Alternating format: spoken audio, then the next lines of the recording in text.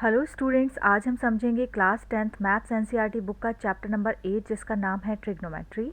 आज हम इस चैप्टर की एक्सरसाइज 8.4 के क्वेश्चन नंबर 4 को सॉल्व करेंगे। Question number 4 is choose the correct option, justify your choice. Question number 4 में टोटल 4 पार्ट्स गिवन हैं और सभी पार्ट्स के हमें 4 ऑप्शंस भी गिवन हैं।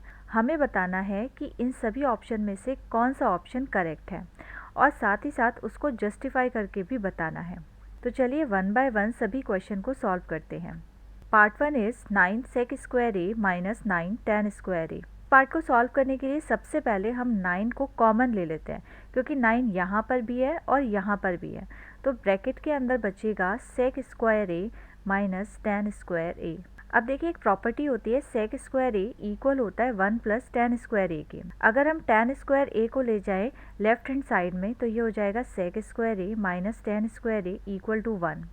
इट मीन्स यहाँ जो sec square A minus tan square A है इसके प्लेस पर हम डायरेक्टली 1 लिख सकते हैं और यहाँ 9 और 1 की मल्टीप्लाई हो जाएगी तो ये आ जाएगा 9। इट मीन्स ऑप्शन बी हमारा करेक्ट ऑप्शन होगा। चलिए अब सॉल्व करते हैं पार्ट 2।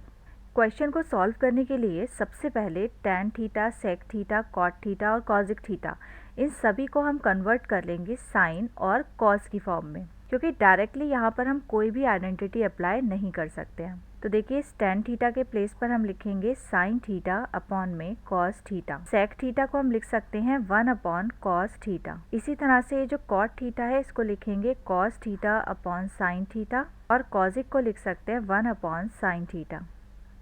अब देखिए, जितने भी हमारे पास रेशियोज थे इनको हमने साइन कॉस की फॉर्म में कन्वर्ट कर लिया है। अब हम लेंगे इनका एलसीएम। अब देखिए, फर्स्ट वाले ब्रैकेट में ये जो तीनों टर्म्स लिखी हैं इन तीनों का एलसीएम आ जाएगा कॉस थीटा। अब इस 1 के नीचे हम 1 कंसीडर कर लेते हैं। अब अगर हम इनका एलसीएम लेंगे तो ये जो 1 लिखा है ऊपर इसकी मल्टीप्लाई हो जाएगी कॉस थीटा से।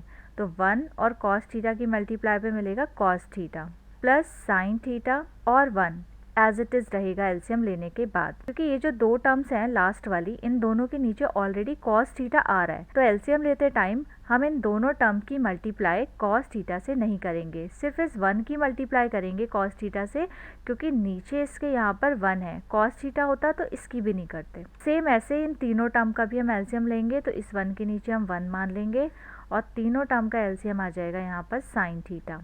अब इस ऊपर वाले 1 की मल्टीप्लाई हम साइन थीटा से करेंगे और cos theta minus 1 as it is रहेगा, क्योंकि इन दोनों टर्म्स के नीचे ऑलरेडी साइन थीटा है। अब देखिए, जो साइन थीटा यहाँ लिखा हुआ है इसको हम पहले लिख लेते हैं। तो ये हो जाएगा sign theta plus cos theta, इसके बाद आ जाएगा प्लस का 1 एज इट इज़ और नीचे cos theta as it is. और इस वाले ब्रैकेट के अंदर जो लिखा हुआ है इसको हम ऐसे ही लिखा रहने देंगे। अब इन दोनों ब्रैकेट्स को अगर आप ध्यान से देखेंगे तो यहाँ पर है sign theta plus cos theta और यहाँ भी है sign theta plus cos theta और यहाँ पर है प्लस का 1 और यहाँ पर है माइनस का 1। इट मीन्स ये जो दोनों ब्रैकेट्स हैं इनकी अगर हम मल्टीप्लाई करें तो यहाँ पर हम एक आइडेंटिटी यूज़ कर सकते हैं। आइडेंटिटी होती है a plus B into A minus B equal to A square minus B square. तो देखिए, यहाँ से यहाँ तक यानी sine theta plus cos theta ये तो हमें a लग रहा है और ये जो 1 लिखा हुआ है ये हमें लग रहा है b।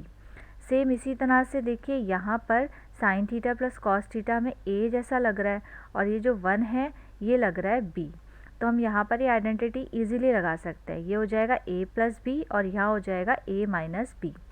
तो फॉर्मूला लगाने पर हम इसे लिख सकते हैं sine theta plus cos theta का स्क्वायर माइनस 1 का स्क्वायर, क्योंकि आइडेंटिटी होती है a square minus B square और नीचे कॉस थीटा इंटू में sine theta as it is रहेगा।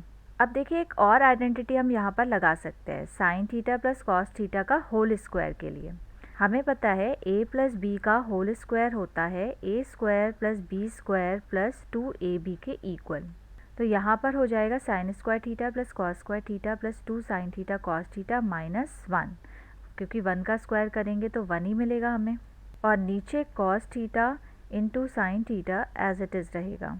अब देखिए, अगर आप इन दोनों को ध्यान से देखेंगे तो इसकी जगह हम लिख सकते हैं 1, क्योंकि हमें एक आइडेंटिटी पता है कि sign square theta plus cos square theta होता है 1। तो इसके प्लेस पे हमने 1 लिख दिया प्लस में 2 sine theta into cos theta minus 1 as it is रहेगा और ये जो नीचे वाली वैल्यूज़ है ये भी सेम रहेंगी। अब देखिए +1 से ये वाला -1 हम कैंसिल कर सकते हैं, तो बचेगा 2 sine theta cos theta divide में cos theta into sine theta.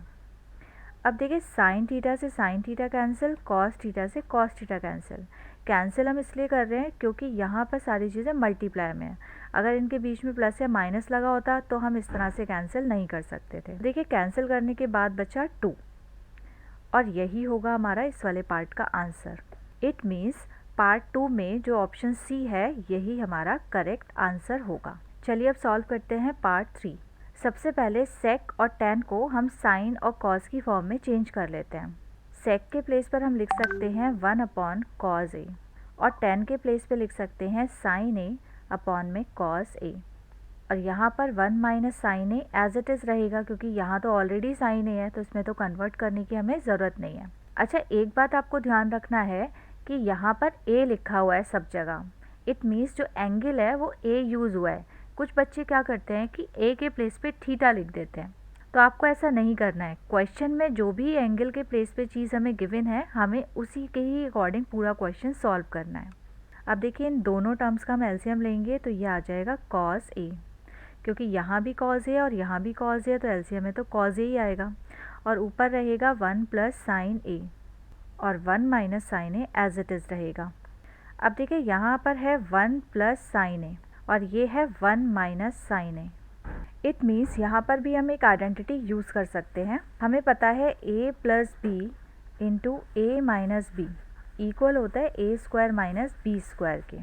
तो देखिए आइडेंटिटी यूज़ करने पर यहाँ हो जाएगा 1 का square minus sine square A और डिवाइड में cos A as it is. 1 का स्क्वायर 1 होता है, sine square A as it is लिखेंगे और नीचे cos A भी ऐसे ही रहेगा। अब देखिए एक आइडेंटिटी हमें पता है sine square A + cos square A equal to 1। अगर हम cos स्क्वायर A की वैल्यू यहाँ से निकालेंगे तो ये हो जाएगा 1 - sine square A। It means ये जो 1 - साइन स्क्वायर A दिख रहा है आपको, इसके प्लेस पे हम cos स्क्वायर A रख सकते हैं। तो यहाँ हो जाएगा cos स्क्वायर A डिवाइड में cos A as it is. अब देखिए ऊपर जो ये cos स्क्वायर A है, इसको हम लिख सकते हैं cos A into cos A और डिवाइड में cos A as it is रहेगा। तो अब एक cos A से एक cos A को हम कैंसिल आउट कर सकते हैं, तो हमारे पास बचेगा cos A और यही होगा इस वाले पार्ट का answer. It means option D correct option होगा। चलिए अब सॉल्व करते हैं पार्ट 4। पार्ट 4 को सॉल्व करने के लिए हम tan और cot इन दोनों को sin और cos की टर्म में चेंज कर लेंगे। तो देखिए tan के प्लेस पर हो जाएगा sin स्क्वायर A अपॉन में cos स्क्वायर A। इसी तरह से cot के प्लेस पे हो जाएगा cos square A upon sin square A। अब हम लेंगे एलसीएम। एलसीएम लेने के लिए 1 के नीचे 1 मान लेंगे और इस नीचे वाले 1 के नीचे भी हम 1 कंसीडर कर लेंगे। अब देखिए ऊपर वाली जो टर्म्स हैं इनका एलसीएम आएगा cos स्क्वायर A। इस 1 की मल्टीप्लाई हमें इस cos स्क्वायर A से करनी होगी, तो यहाँ हो जाएगा cos स्क्वायर A प्लस ये जो sin स्क्वायर A है ये एज इट इज़ रहेगा, क्योंकि इसके नीचे तो ऑलरेडी cos स्क्वायर A लिखा ही है। अब इसी तरह से नीचे वाली टर्म का जो एलसीएम है वो हो जाएगा sin स्क्वायर A। इस 1 की मल्टीप्लाई हम करेंगे sin स्क्वायर A से, तो यहाँ हो जाएगा sin स्क्वायर A और cos square A as it is रहेगा, क्योंकि इसके नीचे तो देखिए sin स्क्वायर A ऑलरेडी है। अब देखिए ये जो sin स्क्वायर A है इसको हम पहले लिख लेते हैं और cos स्क्वायर A को इसके बाद लिख लेते हैं। डिवाइड में cos square A as it is रहेगा और ये जो नीचे वाली टर्म्स हैं इनको हम एज इट इज़ लिख देते हैं। अब देखिए यहाँ पर हम आइडेंटिटी यूज़ कर सकते, क्योंकि हमें पता है sin square A plus cos square A equal होता है 1 की, तो यहाँ डायरेक्टली हम 1 लिख देते हैं। तो ये हो जाएगा 1 अपॉन में cos स्क्वायर A। अब नीचे इस जगह भी हम डायरेक्टली 1 रख सकते हैं क्योंकि ये आइडेंटिटी यहाँ भी यूज़ होगी, तो ये हो जाएगा 1 अपॉन में sin स्क्वायर A। अब देखिए यहाँ पे डिवाइड के नीचे भी डिवाइड की टर्म्स हैं और जब भी इस तरह की सिचुएशन होती है तो हम नीचे वाली टर्म्स को ऊपर की साइड ले जाते हैं। तो यहाँ हो जाएगा 1/cos स्क्वायर A इंटू ये जो नीचे की टर्म्स हैं डिवाइड में हैं, इनको हम जब इंटू में चेंज करते हैं तो ये अपोजिट हो जाती हैं। It means sin square A को हमें अब ऊपर लिखना होगा और जो इसके ऊपर 1 है इसको हमें नीचे लिखना होगा। अब इस sin स्क्वायर A और 1 की मल्टीप्लाई हम करेंगे तो हमें मिलेगा sin स्क्वायर A और cos स्क्वायर A की 1 से करेंगे तो यहाँ हो जाएगा cos स्क्वायर A। और हमें पता है sin अपॉन cos क्या होता है, tan के इक्वल। इट मीन्स ये हो जाएगा tan स्क्वायर A। तो देखिए जो ऑप्शन डी है यही हमारा करेक्ट ऑप्शन होगा। सो आई होप आपको ये क्वेश्चन अच्छे से समझ आ गया होगा। अब हम मिलते हैं नेक्स्ट क्लास में नेक्स्ट वाले क्वेश्चन के साथ। तब तक के लिए गुड बाय।